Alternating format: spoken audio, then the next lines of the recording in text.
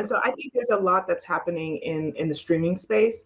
The streaming wars is interesting. There were a lot of companies. There's a lot of competition. It's shaking out right now. CNN Plus just folded. Warner Brothers did some acquisition. Netflix shedded about 200,000 numbers, but there are some companies that are growing that have some really exciting, business models, and they've positioned themselves to have the staying power. As I think about the Disneys and Netflix and Roku's, like what is going to be next?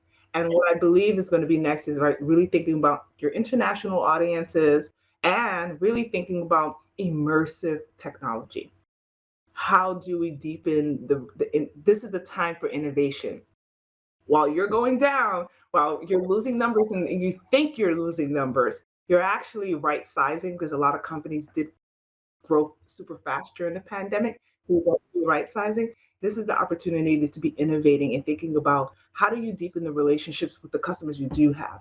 Don't think about getting the next customer. How do you keep the customers you have, right? How do you make your product stickier? And how do you actually extend the product in a tech space that will embrace what we're on, which is Web3, right? And so, what is Web3? It's immersive online experiences. And so, I see a big push for immersive technology, AR, VR. I'm looking at TVs that feel, there's been the curved TV, right? And they've gotten cheaper, right? But thinking about how do you do OEMs, building some of those in. Um, all right, I'm nerding out. No, it's cool. I love this. Like it's so. I worked. I worked. I feel it was like, okay, Florcy. No, I used to work in tech and I worked in security, and I was like, this is quite cool. I guess.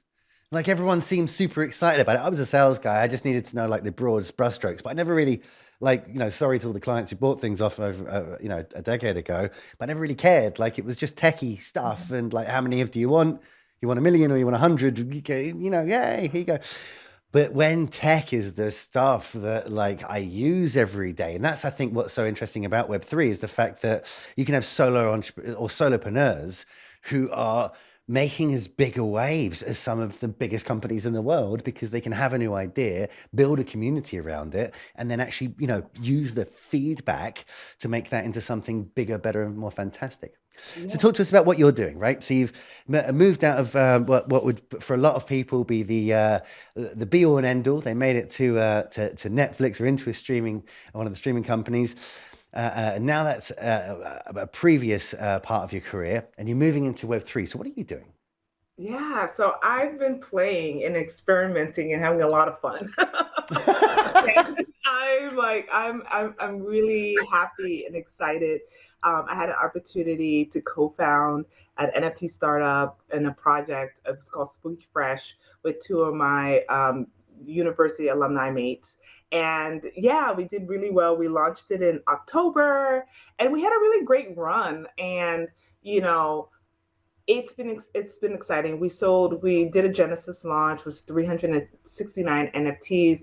Within the first 30 days, we sold about 40%. To date, we've sold about 70% of that Genesis launch. We have unique 102 or 120, one of the two. Sorry, I know there's a two in there. Customers. And it's been just a really great journey. Some of the team, we've decided to take a pause.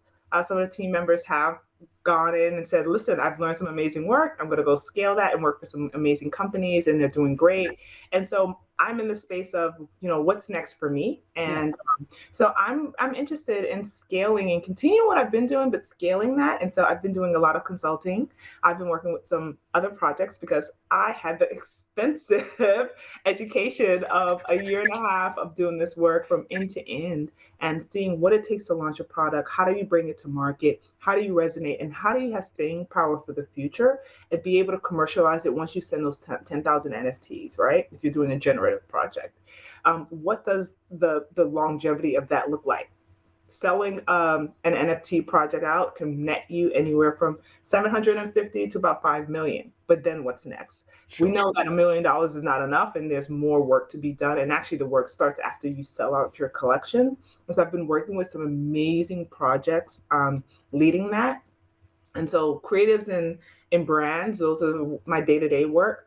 But what's interesting is there's a small sector, well, it's actually a large sector of people that know nothing about NFTs that are really interested in like, what is an NFT?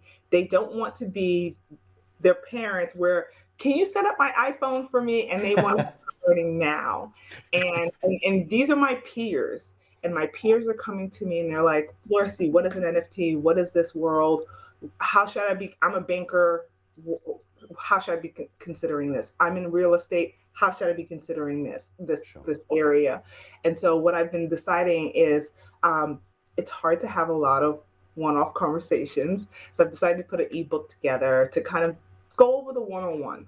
Amazing. What is it? What are the trends?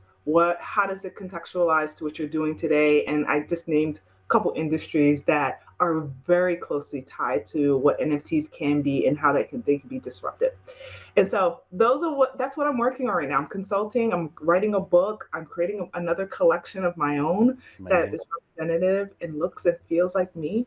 And I'm leaning into my creative side because, there's something to be said to have true empathy. You have to walk in the shoes of the other, the person that you're trying to serve. And if I want to serve the creatives, I have to be a creative. And I do love online design and digital design. And so I'm leaning into that. It is stretching myself in a way that is fun, right?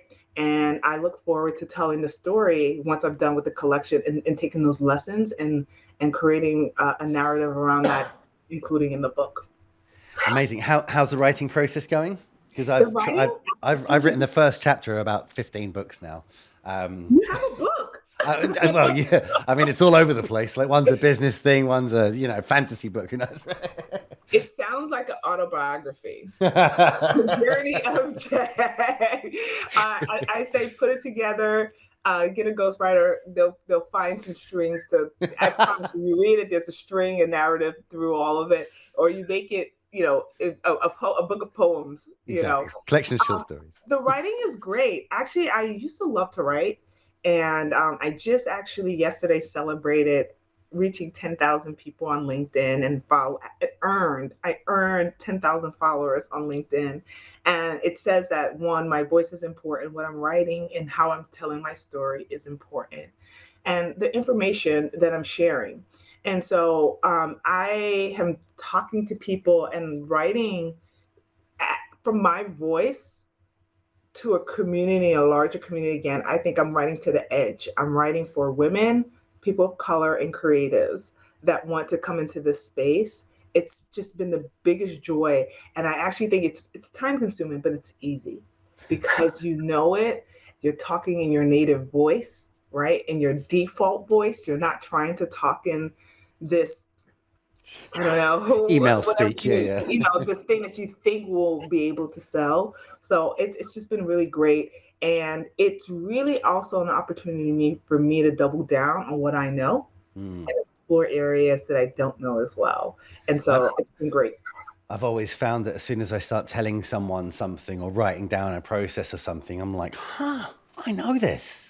Like, look at me and that little bit of imposter syndrome, something I've been doing for a decade, whatever it is, right? But that little bit of imposter syndrome goes away because I'm like, yeah, and then you would do this and then you would do this. And I really know this, don't I? Wow. Like, it's such a Exactly. cathartic process to be like, look at me, go. Ha ha, killing it. Yeah, exactly. So it was interesting when I was talking about how I was going to transition. So I'm program management, operations. I'm the 0 to 3 girl, but I'm not necessarily the technical person or the creative. And so where Sure. do I kind of fit in? And I think to your point, once I started having these conversations with friends and teaching them how to create their wallet, why this matters, why is this important, what is Web3, I realized I was like, I do know a lot. I do know something here. And it really is at the intersection of culture, right? And so it's just been really exciting. And I'm really looking forward to bringing this to the community and really scaling educational awareness. Mm. I need to be able to take the basic and share it, more broadly. And so not having that one-on-one conversation. If you do have conversations after you read the book, I promise you'll be smarter for it, and then we can have a deeper and a richer conversation. See, Flossy's already worked out that I have no idea what any of this crypto stuff is. And it's super early. So, Flossy, we try and keep this under an hour so people on LinkedIn have a chance to eat a sandwich while they're watching us. But for the people out there who want to add to that 10,000 number and also follow you, where's the best place to follow you? Yeah, so Crypto Flossing is my website. I ask you to join me there. And I love LinkedIn. That's where we are now. Like, this is where my community is, this is where my tribe is. So join me on LinkedIn. I do follow you back. So hit the connect button. People a lot of times just do follow. I sometimes go back in and I'll actually follow you back because I am interested in your story as well. What more can we ask for there? So, Flossie, thank you so much for joining us. And Mr. Mason, take us to the bridge, sir.